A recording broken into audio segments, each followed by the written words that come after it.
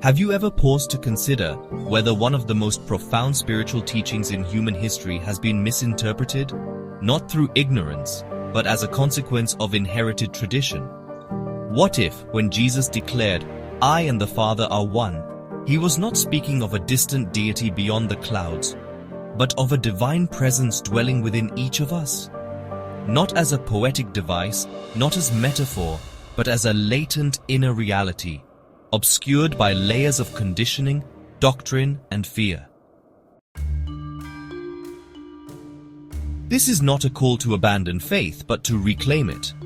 Carl Jung, the Swiss psychiatrist renowned for charting the depths of the unconscious, did not view Christ merely as a figure of religious veneration.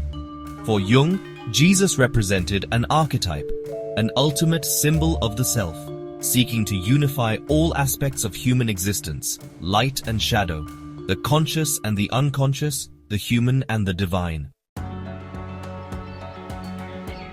Jung believed the life of Christ was more than the biography of a historical individual. It was a universal template for inner transformation, a spiritual odyssey he termed individuation. And yet, institutional Christianity has often portrayed Christ as an external savior, a divine being to be worshipped but never emulated. This, Jung argued, was a tragic oversight.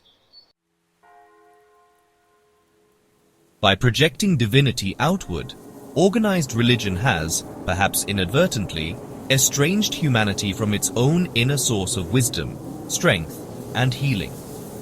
It raises a provocative question. Could the radical utterances of Jesus, especially statements like "the kingdom of heaven is within you," have pointed to a liberating truth so powerful it threatened the very foundations of the institutions meant to protect it? In the ancient Gnostic texts, buried for centuries and unearthed in the library of Nag Hammadi, we find echoes of this idea. There, Jesus speaks not of guilt or blind obedience, but of awakening, self-knowledge, and spiritual realization. One passage from the Gospel of Thomas reads, "If you bring forth what is within you, what you bring forth will save you." This does not sound like salvation granted by another. It sounds like transformation sparked from within. Jung deeply resonated with this.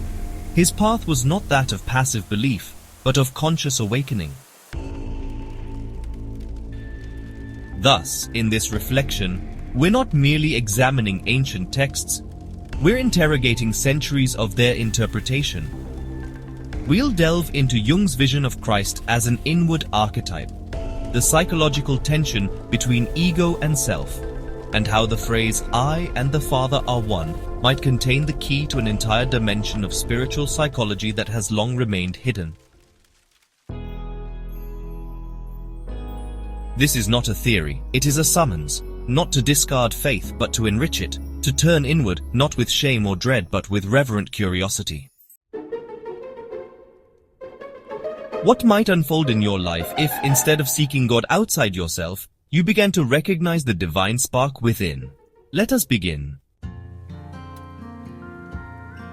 To Jung, Christ was not merely an object of piety or a moral role model.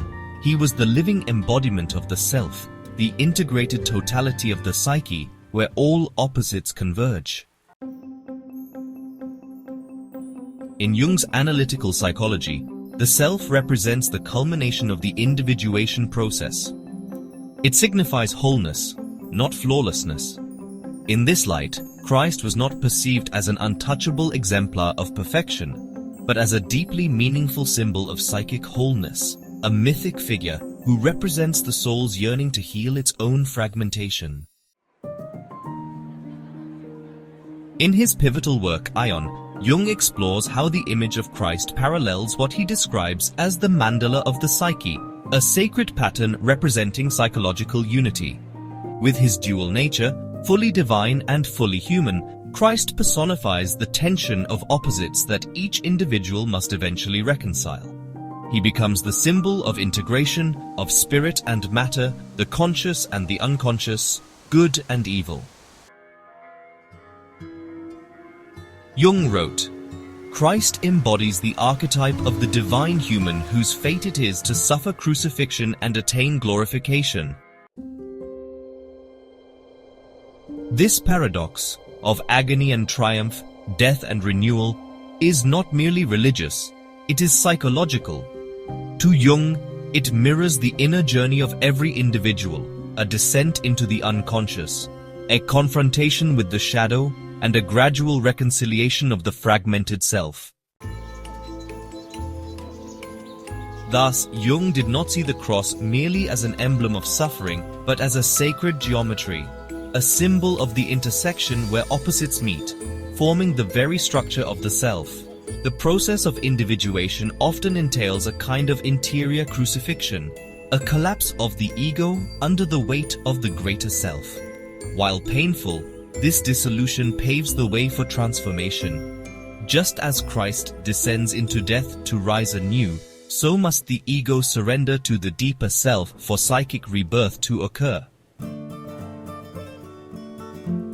In this context, resurrection is not simply a miracle to be believed, it is a psychological metaphor for the awakening of a unified soul.